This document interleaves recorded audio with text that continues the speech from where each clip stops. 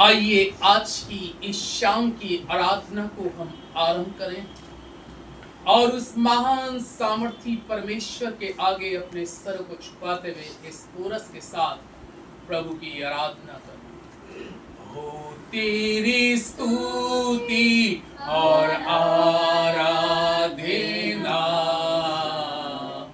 करता हूँ मैं तुझसे ये प्रार्थना, महिमा से अपनी तो इस जगह को भर, और जो तू चाहे वो यहाँ पे कर।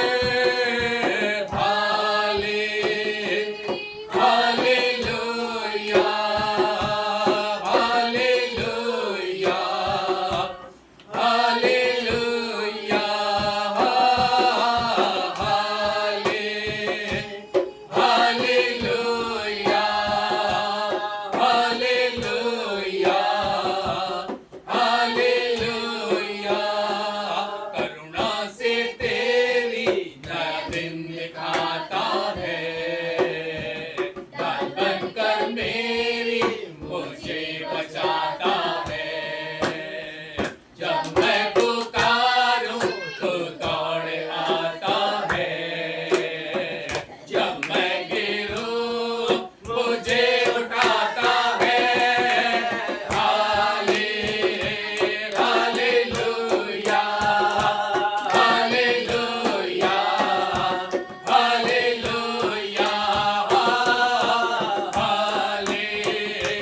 Hallelujah, hallelujah, hallelujah. सारे जहां में तुझसा कोई नहीं, तुझको छोड़ कोई प्रभु गई नहीं। घुटने में टेको बस तेरे सामने, तू है मेरा प्रभु, तू मेरा पिता।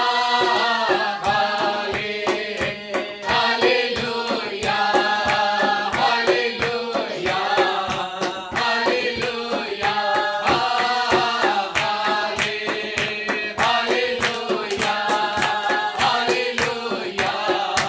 Hallelujah, hallelujah, hallelujah, hallelujah. पिता, आज की इस पवित्र मुबारक शाम में एक बार फिर से हम तेरे शुक्रगुजार हैं। इंसान को तू जिंदगी में मौके इसलिए देता है कि वो तेरी इबादत में और लौलीन हो जाए, क्योंकि खुदावन मृत्यु के बाद में शरीर किसी काम का नहीं और आत्मा तब तक जीवित है जब तक शरीर में है। खुदावन, हम दुआ करते हैं प्रभु इस परिवार के लिए, खास तौर से मून भैया के लिए, प्रभु सिस्टर शालिनी दयाल के लिए, प्यारे प्रभु परमेश्वर प्रार्थना करते हैं खुदावन भाई आशीष दयाल के लिए, करुणा दयाल के लिए प्रभु परमेश्वर, और आकाश दयाल के लिए, और बेटे यर्मिया के लिए।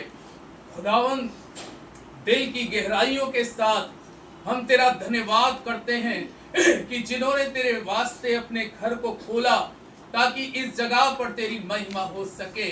प्यारे प्रभु, इस परिवार में जितने अजीज प्रिय लोग बैठे हैं, हम सब के लिए स्पेशली दुआ करते हैं खुदावन कि हमारा यहाँ पे मिलकर एक साथ आराधना स्तुति का करना, गाना बजाना और वचन का देना, सब पर तेरी आशीष उतरे और ये घराना तुझ में आशीषित होने पाए। और जो भी परमेश्वर भाई आशीष आकाश जो भी तेरी सेवा अपने कामों के साथ करते हैं, क्योंकि कलाम कहता है बढ़ाना और फलवंत करना तेरी तरफ से है, इनकी सेवकाई पर भी तेरी आशीष मांगते हैं खुदावन, और दुआ करते हैं तुझ में आत्मिक और संसारिक रीति से तेरे लोग फूले फले और आशीषों में बढ़ने पाएं। आगे जो भी दो नगमे होते हैं और आगे तेरा वचन होता है, उस पे तेरी आशीष हो, यीशु के नाम से आमीन। आमीन, आमीन, हालेलुया। जय मसीह की। धन्यवाद करते वक्त कि प्रभु ने हमें मौका दिया कि हम उसकी हुजूरी में एक बार फिर बैठने वाले हो सके और उसका धन्यवाद करने वाले हो सके। तो आइए भी समय हो कि हम सब परमेश्वर की महिमा के लिए एक और गीत गाएंगे। गीत का नंबर 3, आवाज़ उठाएंगे, हम साथ बजाएंगे। इस गीत की महत्व से हम परमेश्वर का धन्यवाद करेंगे। आवाज उठाएंगे, हम साथ बजाएंगे, है यीशु महान अपना, ये गीत सुनाएंगे। आवाज उठाएंगे, संसार की सुंदरता में है रूप जो तेरा ही, दिन चांद सितारों में है हक जो तेरा ही, संसार की सुंदरता में है रूप जो तेरा ही, दिन चांद सितारों में है हक जो तेरा ही। महिमा की तेरी बातें हम सबको बताएंगे, हालेलुया, है यीशु महान अपना, ये गीत सुनाएंगे। आवाज उठाएंगे, दिल तेरा खजाना है, एक पाक मोहब्बत का, छापा न सका कोई, सागर है कुल का, दिल तेरा खजाना है, एक पाक मोहब्बत का, छापा न सका कोई, सागर है कुल का। अब तेरी मोहब्बत से दिल अपना सजाएंगे, है यीशु महान अपना, ये गीत सुनाएंगे। आवाज उठाएंगे, ना देख सका हमको तूफान के सागर में, और बन के आया आकाश के सागर में, ना देख सका हमको तूफान के सागर में, और बन के आया आकाश के सागर में। मुक्ति का सुधागा है, हम सबको बताएंगे, है यीशु महान अपना, ये गीत सुनाएंगे। आवाज उठाएंगे। हालेलुया। हालेलुया। परमेश्वर बड़ा महान है, अद्भुत कार्य सबने परमेश्वर की प्रेजेंस हम सब के बीच में है। एक और गीत हम गाएंगे परमेश्वर की आराधना के लिए, उसका पेज नंबर है 84। इस गीत की वजह से हम परमेश्वर का एक और धन्यवाद करेंगे। सॉन्ग नंबर 84, जंगली दरख्तों के दरमियान एक पेड़ के सेब के समान। आइए इस गीत के द्वारा हम सब परमेश्वर की आराधना करें।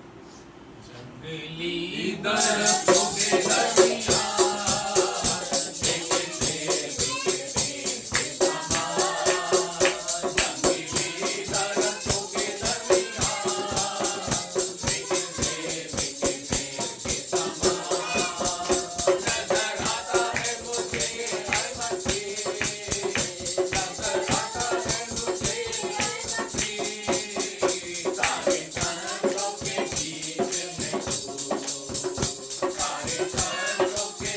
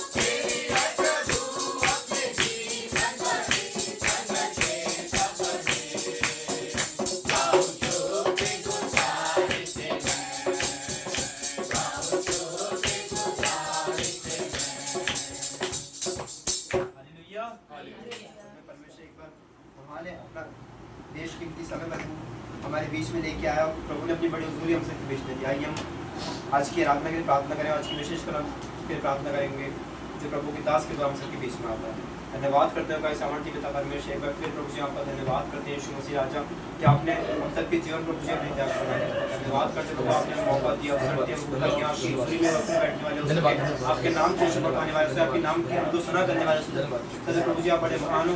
आपने लोगों को मौका देते प्रभु ताकि आपके लोग निरंतर की उपस्थिति में बने रहें। आपने लोगों को मौका देते प्रभु ताकि अपने मनों को फिर आपके नजदीक आपके समीप आए और आपके संग निवास करने वाले। प्रभु जी आपका वचन कहता है तुम मुझसे प्रार्थना करेगा उस वक्त से मैं तुम्हारी प्रार्थना सुनूंगा। प्रभु जी आपका वचन कहता है कि जो डाली मुझे बनी रहती है बहुत सब फल लाती है। प्रभु जी हम सब आपकी डाली आपकी भेड़ें प्रभु जी और निरंतर आप में बने रहते हैं। आप प्रभु जी हमारे जीवन पे दया कीजिए, हमारे जीवन पर अनुग्रह कीजिए प्रभु जी। आज जबकि प्रभु जी आशी भैया के घर में प्रभु जी आपके नाम को ऊंचे को उठाया जा रहा है प्रभु जी। आशी भैया ने अपने दिल के द्वारों को प्रभु जी आपकी महिमा के बोला प्रभु जी, ये द्वार को खोलना प्रभु जी इनके जीवन के लिए बड़ी आशीर्वाद बनने वाला है प्रभु जी। भैया का जीवन प्रभु जी निरंतर आपकी उपस्थिति में बढ़ने वाला है। प्रभु जी प्रार्थना करते हैं हमारी दादी के लिए, हमारे दादा की प्रभु जी, हमारी दादा दादी के जीवन पर प्रभु जी अपनी दया को बना के रखिए, अपनी आँख से अपनी सामर्थ्य से भरी प्रभु जी।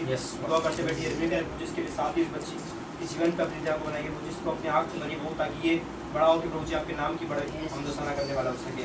इसके जीवन से प्रभु जी आपको निरंतर स्फूर्ति मिलने वाली हो सके। अगली प्रार्थना करते हैं साथ ही उनके जीवन पर अपने दया को बनाइए, हर एक बीमारी हर एक तकलीफ से बताइए। इस परिवार के हर एक जन की प्रार्थना करते हैं ऊपर से लेकर नीचे तक प्रभु सबके जीवन पर अपनी दया को बनाइए। इस परिवार को प्रभु जी निरंतर अपनी हाथों में रखिए प्रभु जी और बीमारी से तकलीफ से बताइए प्रभु जी। प्रार्थना करते हैं आज कलाम से विशेषकर जो मखलूक पास्टर जी के द्वारा हम सबके बीच में आकर प्रभु जी होने दीजिए। ये वचन हम सबके जीवनों के लिए बड़ी आशीर्वाद बनने वाला हो सके और भाई सबके जीवन से प्रभु जी जो भी वचन निकलता है आपके द्वारा प्रभु जी हम सबके जीवनों के लिए बड़े उद्धार कारण बनने वाला हो सके प्रभु जी। जो भी वो बोलते प्रभु जी वो भी वाणी प्रभु आपने होने दीजिए वो हम गहराई के साथ समझने सीखने वाले हो सके, अपने की पट्टियाँ बताने वाले हो सके। इस व्यक्ति को सुनिए और कबूल करिए। आपकी प्यारे बेटे हमारे खुदा यीशु मसीह के नाम से मांगते हैं, आमीन हालेलुया। परमेश्वर कलाम की ओर चलेंगे। पास्टर जी से हमारे बीच में परमेश्वर कलाम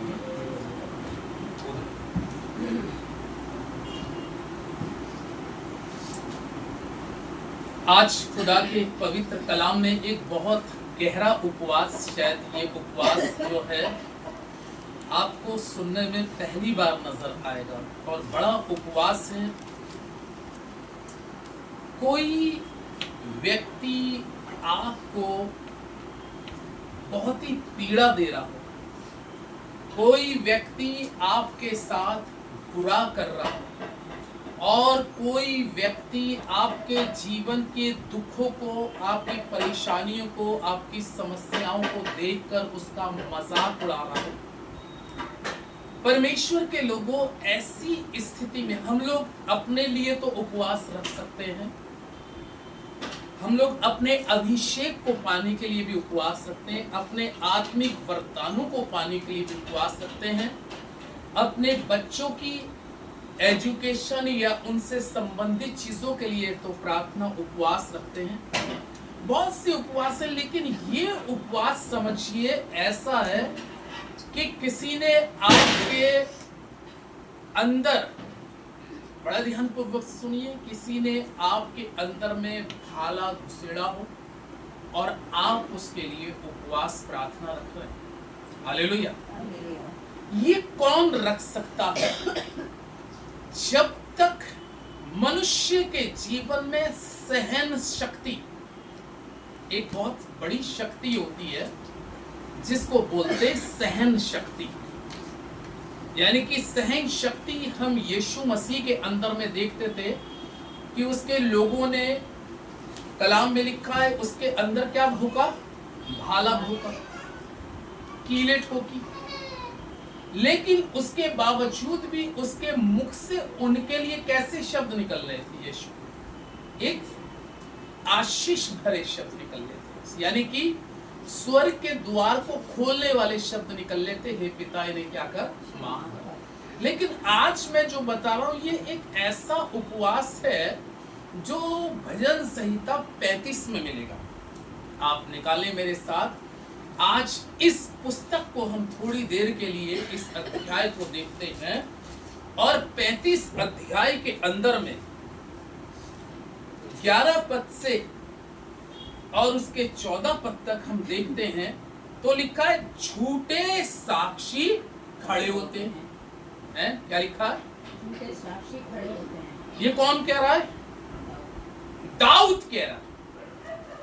बड़ा जब इस पर मैं मनन कर रहा था तो मैं दाऊद के दिल को बड़ी दाग दूंगा और उसको बड़ा एप्रिशिएट करूंगा कि कलाम क्या कह रहा है?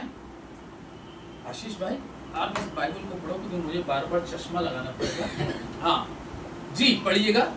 झूठे साक्षी खड़े होते हैं। झूठे साक्षी, यानी कि दाऊद इस किताब के अंदर में, जब ज़बूर की किताब में कह रहा है कि झूठे साक्षी मेरे विरुद्ध में क्या होते हैं? खड़े होते हैं। अब आपको या हमें या किसी भी खुदा के जन को या खुदा के मखसूस किए हुए जन को या खुदा के चुने हुए जन को, बाइबल में दाऊद के बारे में परमेश्वर का वचन कहता है कि ये वो ऐसा बंदा है कि जिसको खुदा ने क्या किया था? चुनकर, ये चुना हुआ है।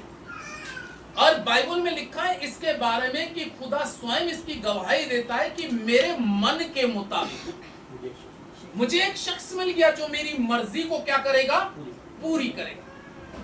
जब हम इसके जीवन में देखते हैं कि किस तरीके से खुदा की मर्जी को दाऊद अपने जीवन में पूरा कर रहा है और कह रहा है झूठे लोग मेरे विपरीत क्या होते हैं? खड़े होते हैं। देखिए, आपका कभी कभी क्या होता है, हमें आप लोगों को बहुत सी बातें ऐसी क्या आती होंगी? सुनने में आती होंगी। हालेलुया। बहुत सी बातें एक नेगेटिव, लेकिन आपको जब ऐसी बातें सुनने में आए,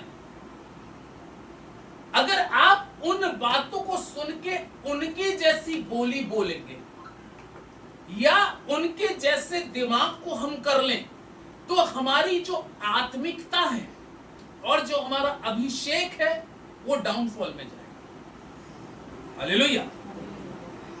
बड़ा जिक्र इसके अंदर का जिगर इसके दाऊद का बहुत बड़ा है। कह रहा है झूठे साक्षी मेरे विपरीत खड़े होते हैं और जो बात मैं नहीं जानता। आप देखिए दाऊद क्या कर रहा है?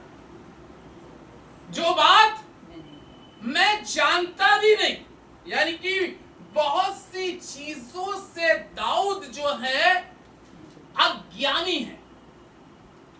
बहुत सी चीजों से, इसका मतलब क्या कह रहा है कि झूठे साक्षी यानी कि झूठ बोलने वाले मेरे विरुद्ध खड़े होते हैं। अब ये चीज मालूम हो जाए, जैसे मुझे मालूम हो जाए, आशीष को मालूम हो जाए कि बहुत से आपके विपरीत में क्या बोल रहे हैं? झूठ बोल रहे हैं। अपने जीवन में, लाइफ में 30-32 साल का एक बड़ा तजुर्बा है, आत्मिक तजुर्बा। आत्मिक तजुर्बे को जैसे जैसे आप बढ़ेंगे और जैसे जैसे खुदा में आप बढ़ेंगे, तो कलाम कहता है अगर 10 आपको प्यार करने वाले होंगे तो 20 आपके विपरीत में झूठे साक्षी भी होंगे। हालेलुया।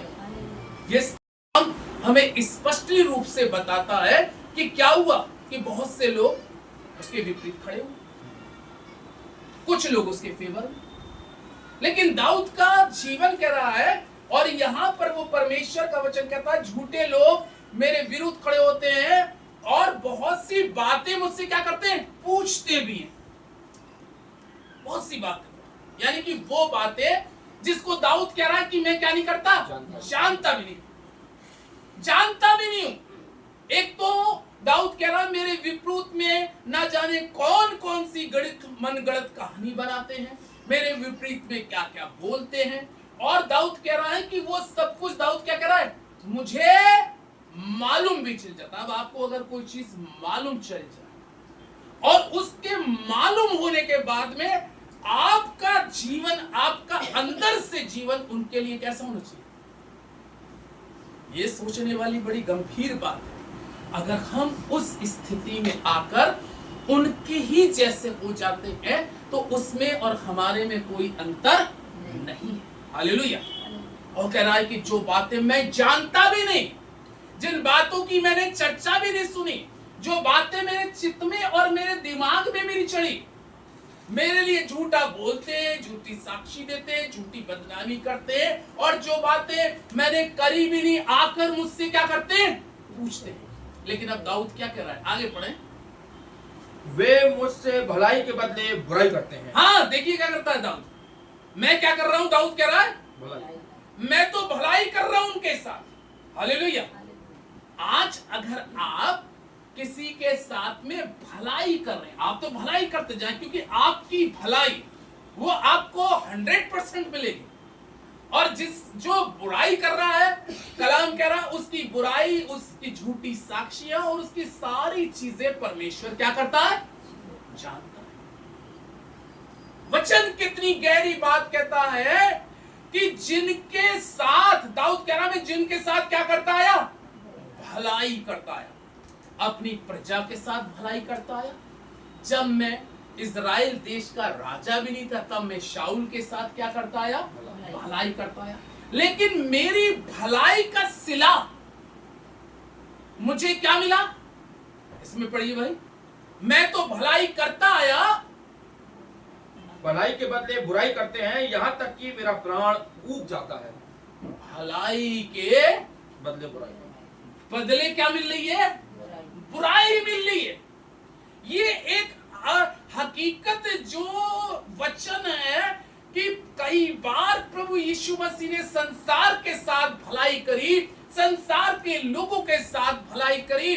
दाऊद ने इतनी भलाई शाऊल के साथ करी, बाइबल में लिखा है। लेकिन कलाम क्या कर रहा है, मैं तो भलाई करता जा रहा हूं और मैं भलाई करने में लगा हूं, लेकिन मुझे क्या मिला इस भलाई के बदले।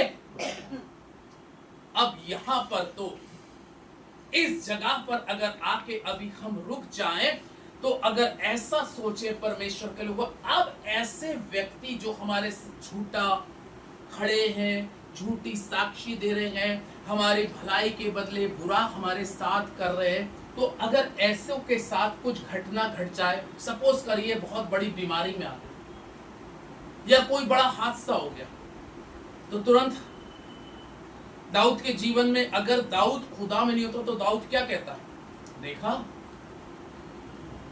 देखा मेरे लिए झूठा क्या कर रहे थे, बयान कर रहे थे, मैं भलाई कर रहा था, बुराई कर रहे हैं, खुदा ने इसको क्या दिया, बदला दिया।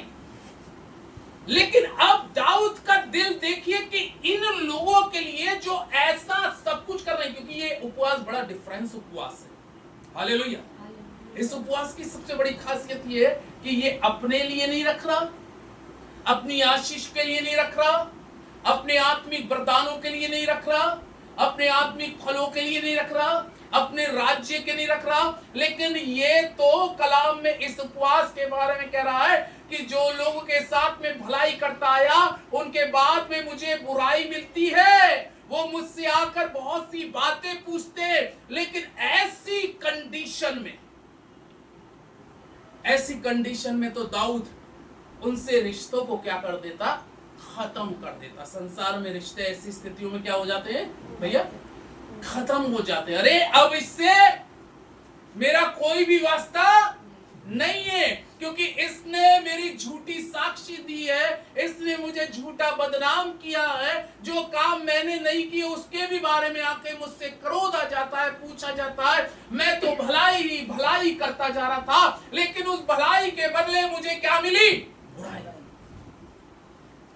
लेकिन जब दाऊद ऐसी सारी सिचुएशनों में है, जब दाऊद ऐसी सारी कंडीशनों में है, मेरे अजीजों, जब आप और हम भी अगर ऐसी स्थिति में कभी आ जाए, आपके कानों में ऐसा सुनने में आए कि कोई आपकी बुराई कर रहा है, कोई आपकी झूठी साक्षी दे रहा है, कोई आपको बुराई के भलाई के बदले बुरा कर रहा है, कभी इस चीज को फीलिंग मत करिए। आमीन। आमीन।